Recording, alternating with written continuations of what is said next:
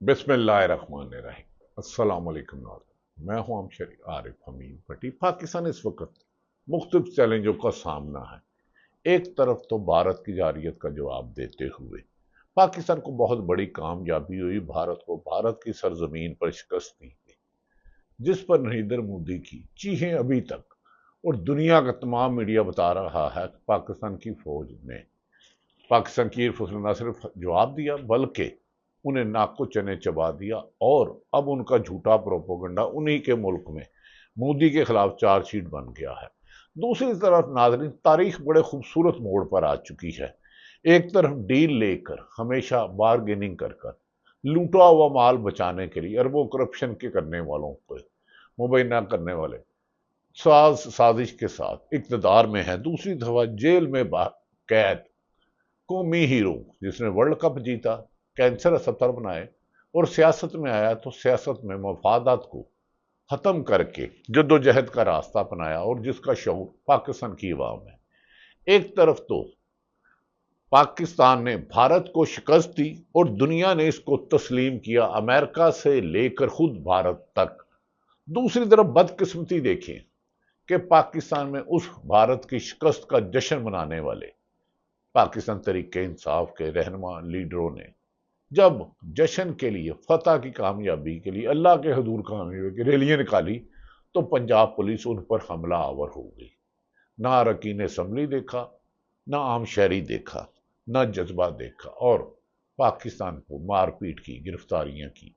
دوسری طرف 26ویں آئینی ترمیم کے بعد عدالتیں بظاہر ایسا لگ رہی ہیں بے آئین اور بے توقیر ہو گئی ہیں۔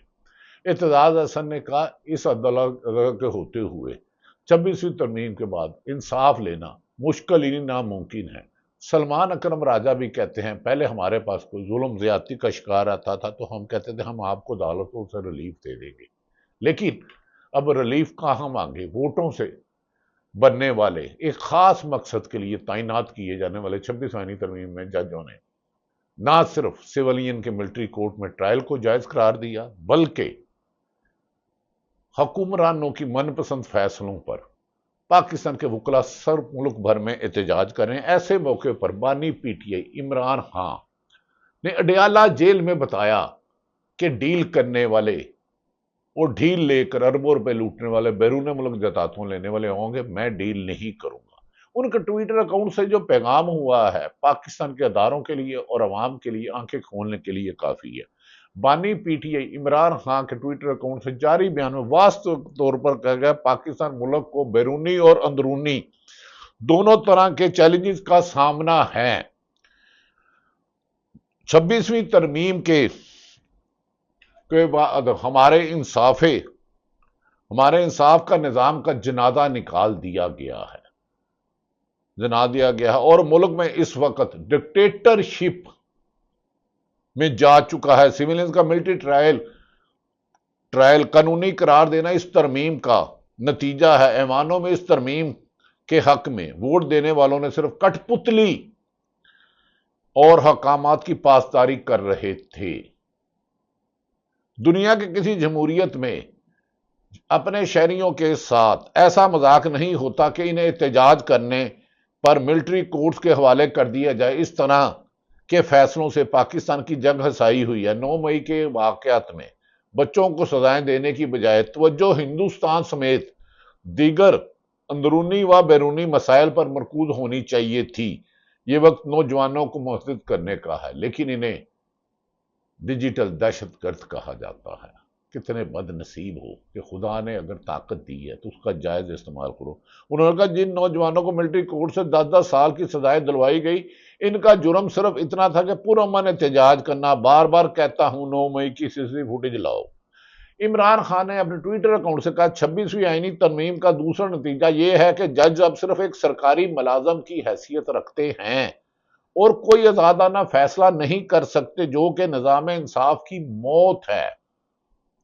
میرے خلاف جھوٹے اور بوکس مقدمہ اس لیے چل رہے ہیں کیونکہ عدلیہ آزاد نہیں۔ القادہ ٹرسٹ کیس سمیت میرے خلاف بنائے گئے تمام کیسز بوکس ہیں، اس لیے مرضی کے جج لانے کے باوجود میری اپیلیں مسلسل التوا میں رکھی جا رہی ہیں، دن میرے مقدمات میرٹ پر قانون اور آئین کے مطابق ایویڈنس پر سنے گئے، سب کا خاتمہ ہو جائے گا۔ میری تمام پارٹی عہدیداروں کے لیے واضح پیغام ہے کہ وہ طریق چلانے پر اپنی جدوجہد پر توجہ دیں۔ میری پہلی ترجیح طریق اور پارٹی کی تنظیم نو ہے۔ جنید اکبر پر مجھے پورا اعتماد ہے، جو تحریک انصاف KPK کے صدر ہیں۔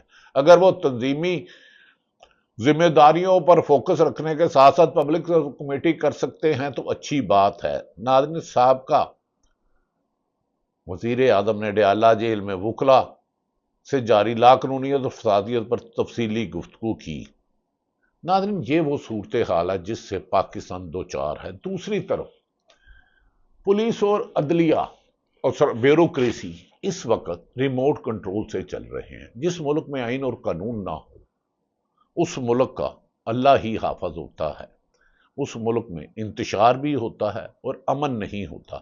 دوسری طرف ایک اچھی خبر، جب اس ملک میں تمام حالات مشکلات کا شکار ہیں، لا قانونیت ہے، ظلم زیادت کا بازار گرم ہے، لیکن ایسے میں کچھ اچھی خبریں آتی ہیں۔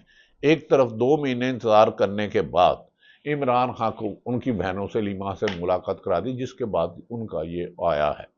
دوسری طرف عمران خان کی جیل سہولت کی فراہمی پر کیس میں ایک بڑی پیش رفت ہوئی، جس کا فیصلہ حکومت کے لیے لمحہ فکریہ، لیکن جو حکومت سپریم کورٹ کے مخصوص نشستیں PTI کو نہیں دیتی، عدالتوں کی حکومت عدالتی کرتی ہیں، ججوں کی ویڈیو بناتی ہیں، اظہار رائے پر قدغن لگانے کے لیے صحافیوں کا معاشی قتل کے ساتھ ساتھ انہیں ہراساں کرنا، انہیں دھمکیاں دینا اور قانون کو پاؤں میں روند کر من پسند رائے لینے کی طاقت سے کوشش کرتے ہیں۔ وہ ملک میں کہ دشمن ہے یا نہیں ہے، لیکن اپنے حلف سے کی خلاف ورزی کر رہے ہیں۔ عمران خان کی جیل سہولت پر اسپیشل جج سینٹر نے ڈیالہ جیل حکام کے فیصلے پر نظر ثانی کی درخواست مسترد کر دی ہے۔ حکومت کی عدالت کا عمران خان کا بیرون ملک موجودہ بیٹوں سے ٹیلی فونک گفتگو کرانے اور ذاتی معالج سے چیک اپ کرانے کا حکم دیا اور 21 مئی تک رپورٹ طلب کر لی ہے، اور 26 جنوری، 28 جنوری اور 3 فروری کو عدالتی حکم پر عمل درآمد کریں۔ تمام حقائق کو مد نظر رکھ کر فیصلہ کیا گیا ہے۔ نظر ثانی کی درخواستیں مسترد کی جاتی ہیں حکومت کی۔ ناظرین، یہ ہوتا ہے 26ویں آئینی ترمیم میں جسٹس یحییٰ فریدی صاحب بھی منصور علی شاہ صاحب کی جگہ چیف جسٹس بن گئے۔ جسٹس منصور علی شاہ ہی سربراہ بن گئے، جنہوں نے کہا تھا میں عدالتیں سپریم کورٹ حکم نہ مانے۔ اس اندھیر نگری پر کیا ہوگا یہ تو مجھے نہیں پتا، لیکن جو ہو رہا ہے اچھا نہیں ہو رہا۔ ناظرین، ٹرانسفر جج کیس کی سپریم کورٹ میں سماعت کل تک ملتوی ہے۔ کل صبح 9:30 بجے کیس شروع ہوگا اور دن جلے گا۔ جمعے کی کوئی ضرورت ہوئی تو اس روز بھی سماعت ہوگی۔ بظاہر 19 مئی سے پہلے ٹرانسفر ججز کیس کا فیصلہ ہونے کے واضح امکانات ہے، کیونکہ 19 مئی کو سندھ، پشاور، بلوچستان اور اسلام آباد ہائی کورٹ کے مستقل چیف جسٹس کی تعیناتی کے لیے جوڈیشل کمیشن نے اجلاس بھی طلب کر رکھا ہے۔ ناظرین، 2 چیزیں ہوتی ہیں، ایک وقت کے حکمرانوں کو جو عوام کو غلام اور بھیڑ بکریوں کی طرح چلانا چاہتے ہیں، ان کے حکم مانے اور شہید ارشد شریف کی جگہ شہادت کی بجائے ہر ٹی وی پر بیٹھے جھوٹ بولے، منافقت کرے، اپنی قبر کا عذاب اکٹھا کرے، حکمرانوں کو خوش کرے، پیسے کمائے۔ اس وقت حکومت کی سرپرستی میں 10 کے قریب سوشل میڈیا کے جعلی اکاؤنٹ سے سرپرستی سے چلائے جا رہے ہیں، جو ماں بہن اور عزتوں کو پامال کر رہے ہیں۔ دوسری طرف آزادی صحافت کو سچ کا راستہ چلانے والے نثار عثمانی، اللہ جنت نصیب کرے، وہ کہتے ہیں صحافی جج نہیں ہوتا، اس کا کام ہوتا ہے حاکم وقت یا کوئی بھی طاقتور ہو، اس کے بارے میں حقائق جان کر تحقیق کر سچ عوام کے سامنے لانا۔ شاید اسی لیے قرآن پاک میں کہا گیا جابر سلطان کے سامنے کلمہ حق کہنا جہاد ہے، لیکن اس جہاد کی بہت زیادہ قیمت کرنی پڑتی ہے۔ ناظرین، دوسری طرف ایک گزارش کرتا چلوں، کیا موجودہ حالات میں پاکستان تحریک انصاف جیت پائے گی؟ کیا 17 سیٹوں والوں کو، جو مودی کہتے ہیں، عرفان صدیقی نام کے ایک سینیٹر ہیں، غالباً صحافی بھی ہوتے تھے، وہ کہہ رہے ہیں کہ جنگ کی سرپرستی بھارت کے خلاف سابق وزیر اعظم اور یاسمین راشد سے الیکشن ہارنے والے محترم نواز شریف صاحب جو ہے انہوں نے کی ہے۔ تو اگر انہوں نے جنگ کی سرپرستی کی ہے تو آرمی چیف جو پاکستان کے سپہ سالار ہیں، یہ کام تو ان کا تھا، ایئر چیف جن کی پوری دنیا تعریف کری ہے، نیوی ان کی تعریف ہے، جنگ تو انہوں نے لڑی، جو شہادتیں تو انہوں نے دی، دشمن کو تو قبضہ انہوں نے کیا جب انہوں نے ہماری کنٹرول لائن کی وائلیشن کر کے ہمیں مارا۔ تو نواز شریف نے تو مودی کے خلاف ایک بیان تک نہیں دیا۔ بیان اس شخص نے دیا جو 22 سال سے حکومت کے نجائز جھوٹے مقدمات میں بند، اور انہوں نے کہا قوم اور نوجوان متحد ہو کر فوج کے ساتھ کھڑے اور بھارتی بیانیہ کو ختم کریں کیونکہ سچ کی ایک طاقت ہے۔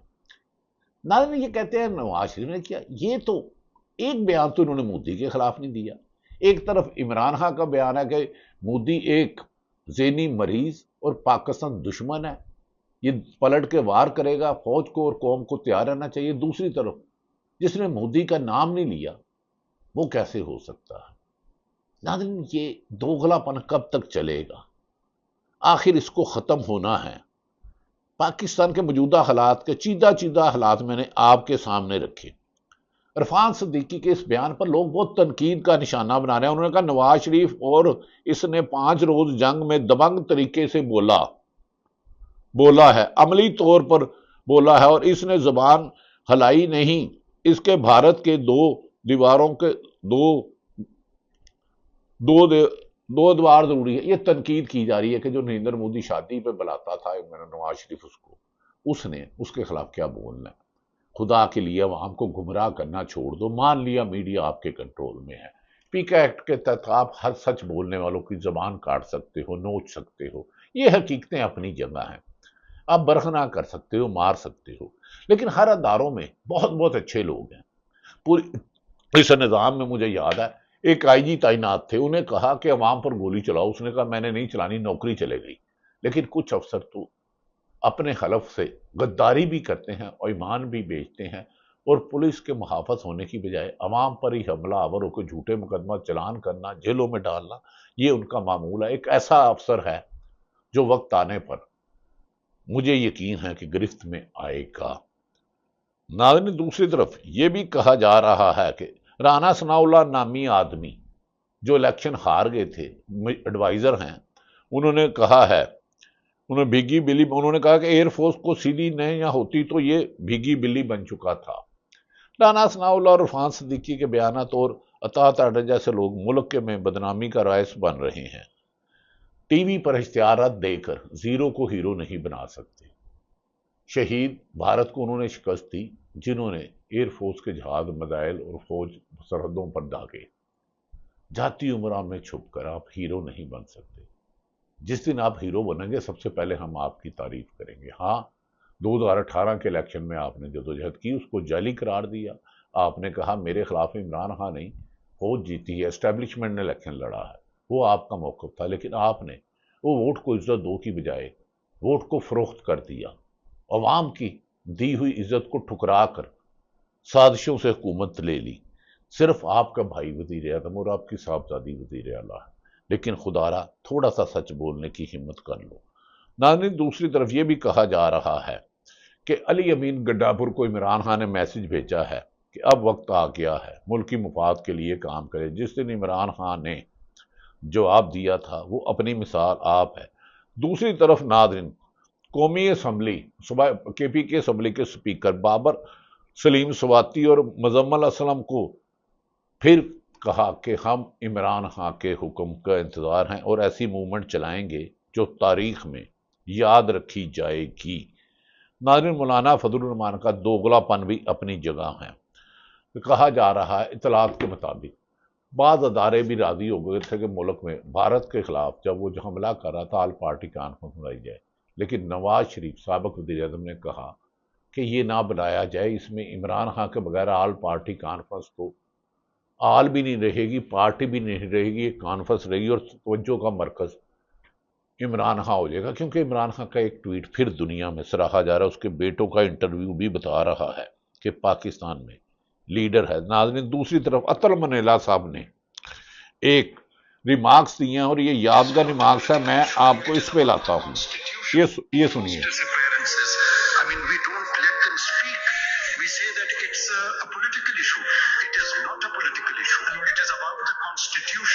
The grave violations that are taking place, we cannot shut our eyes.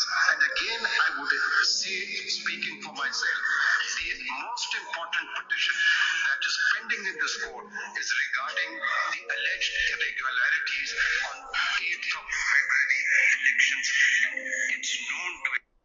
نہیں جی ناظرین، آپ نے 8 فروری عوامی مینڈیٹ پہ ڈاکے پر سپریم کورٹ کو جائے، لیکن انہیں کارنر کر دیا گیا۔